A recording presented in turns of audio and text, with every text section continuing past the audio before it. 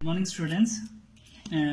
Very good morning to you all in the new session, that is 2021-22. This is the video for 9th class, and today we are going to start our first chapter, and that is of history, the French Revolution. ठीक है ना, मतलब France की क्रांति के ऊपर. Revolution means क्रांति. Okay, तो इसमें जो before starting the matter of French Revolution, we are going to discuss some of the important terms which are a part of the French Revolution. तो हम कुछ terms समझ लेते हैं. Terms used in France during French Revolution. तो France में हुई थी फ्रेंच रेवोल्यूशन, इसलिए हमने यहाँ पर मेंशन करा है. तो इसमें जो फर्स्ट टर्म जो यूज होता है वो है लिवरे. लिवरे क्या है? What is this livre? हम देखेंगे हमारे लेसन में लिवरे वर्ड यूज करेंगे. तो लिवरे का मतलब होता है यूनिट ऑफ करेंसी. जो फ्रांस में करेंसी चलती थी फ्रेंच रेवोल्यूशन के पहले या फ्रेंच रेवोल्यूशन के समय ना, उसको हम क्या नाम देते हैं? लिवरे बोलते थे. ठीक है ना, जैसे हमारी करेंसी क्या है? रुपी है. तो फ्रांस की जो करेंसी फ्रेंच रेवोल्यूशन के समय थी in the 18th century, during the 18th century is leverage. ठीक है ना, और ये कब तक चालू थी? 1794 तक जो फ्रांस की करेंसी थी वो लिवरे थी. उसके बाद वो चेंज हो गई थी. ठीक है ना. सेकेंड जो है इसमें टर्म यूज हो रही है फ्रेंच रेवोल्यूशन में, क्लर्गी है. क्लर्गी क्या है? क्लर्गी का टर्म का मीनिंग क्या होता है? तो ये होता है group of persons invested with special functions in the church.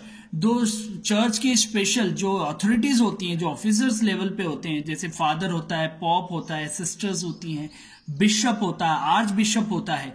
ये जो मतलब चर्च में काम करने वाले के ऑफिसर्स के नाम मैंने आपको बताए हैं. Bishop, arch bishop, nuns, father ना. पॉप तो हम जानते हैं उनका सुप्रीम हेड होता है.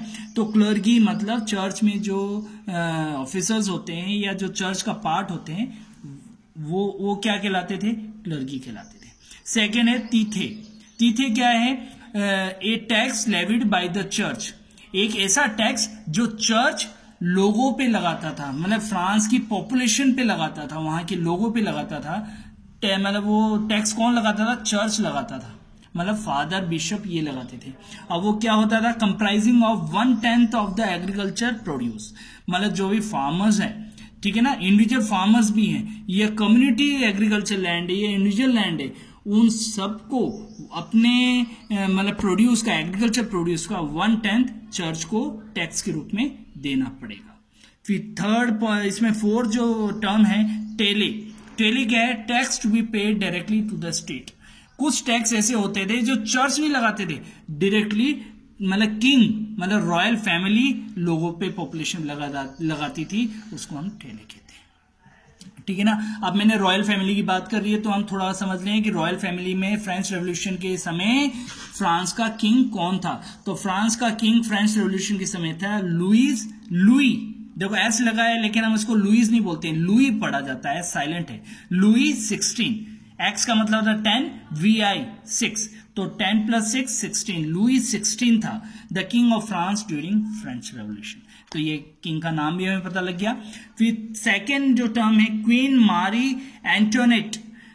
क्वीन मारी एंटोनेट जो लुई 16 की वाइफ थी, इसलिए क्वीन मैंने वर्ड यूज करा है. अब मारी एंटोनेट कहां से बिलोंग करती थी? ये थी प्रिंसेस ऑफ ऑस्ट्रिया. यूरोप का एक कंट्री है जो कि एक मतलब उसका नेबरिंग कंट्री है फ्रांस का, ऑस्ट्रिया. वहां की वो प्रिंसेस थी और उनकी शादी लुई 16 से हुई थी. ठीक है. अब इसमें जो थर्ड मोस्ट इंपॉर्टेंट, जो मेन इंपॉर्टेंट टॉपिक है वो है स्टेट्स. उसमें से थर्ड स्टेट का, फर्स्ट सेकंड का तो मैं बाद में बताऊंगा, लेकिन थर्ड स्टेट के बारे में बताता हूं. People included in the third state made up of 90% of the total population of France. मतलब जो थर्ड स्टेट में, मतलब फ्रांस को 3 स्टेट में डिवाइड करा गया था, उसमें थर्ड स्टेट जो था उसकी 90% पॉपुलेशन को थर्ड स्टेट में रखा गया था. अब जैसे डिवीजन ऑफ स्टेट्स की बात करें, division of France into 3 states, मतलब पूरे फ्रांस को 3 हिस्सों में बांटा गया था. पॉपुलेशन को, मैं पॉपुलेशन की बात कर रहा हूं, लैंड की बात नहीं कर रहा. बिफोर द फ्रेंच रेवोल्यूशन पहला स्टेट जो था, पहले स्टेट में कौन सी पॉपुलेशन थी? क्लर्गी मतलब चर्च वाले, चर्च में जो काम करते थे, चर्च में जो रहते थे, चर्च के जो ऑफिसर्स होते थे, उनको फर्स्ट स्टेट में रखा गया था. या रॉयल फैमिली को इसमें रखा गया था। सेकेंड स्टेट था नोबिलिटी। नोबिलिटी मीन्स मतलब जो रॉयल फैमिली के नोबल थे, नोबल का मतलब वफादार, यहां पर नोबिलिटी का मतलब होता है वफादार, जो रॉयल फैमिली के वफादार थे उनको सेकंड स्टेट में रखा गया था। और थर्ड स्टेट में कौन सी पॉपुलेशन को रखा गया, जैसे बिजनेसमैन हो गए, छोटा या बड़ा, बड़ा बिजनेसमैन भी इसमें आया, छोटा बिजनेसमैन भी आया। मर्चेंट्स, मर्चेंट्स मीन्स व्यापारी, जितने भी दुकानदार हैं, चाहे वो होलसेलर्स हो, रिटेलर्स हो या C&F हो या डिस्ट्रीब्यूटर्स हो, सारे थर्ड स्टेट में आते थे। लॉयर्स, सारे वकील किसी भी लॉ के कोर्ट के हो, वो सारे इसमें थर्ड स्टेट में आते थे। फिर पीजेंट्स, पीजेंट्स मतलब मजदूर, जो मेहनती मतलब मेहनत का काम करता है, फिजिकल वर्क करता है।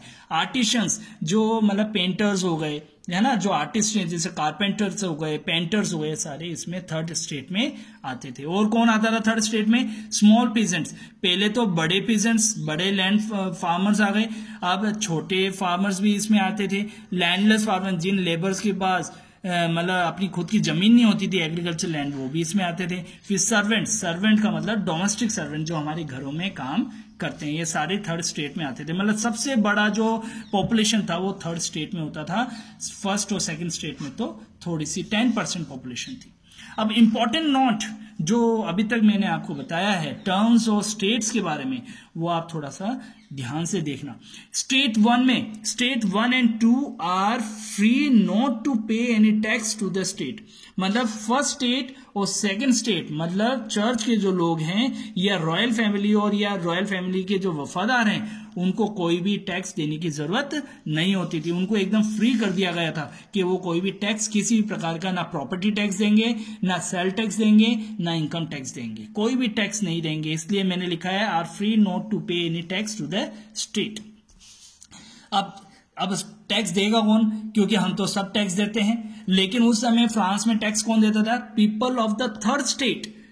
People of the third state have to bear और पे द टैक्स। मतलब जो थर्ड स्टेट की ये पीजेंट्स हो गए, बिजनेसमैन हो गए, मर्चेंट्स हो गए, लॉयर्स हो गए, लैंडलेस फार्मर हो गए, डोमेस्टिक वर्कर्स हो गए, सर्वेंट्स हो गए, इनको सारा टैक्स देना पड़ता था। और सारा रेवेन्यू भी, जो गवर्नमेंट के पास जो रेवेन्यू डिपार्टमेंट होता है, जो सोर्स ऑफ इनकम होता है, वो सारा टैक्स के थ्रू इन थर्ड स्टेट के द्वारा ही गवर्नमेंट को पे होता था। तो दो बातें सामने आई हैं, स्टेट 1 और 2 तो टैक्स से एकदम फ्री कर दिए गए, उनको कोई भी टैक्स नहीं देना है ना, और थर्ड स्टेट को सारा टैक्स देना पड़ता था, उनका रेवेन्यू थर्ड स्टेट से ही आता था।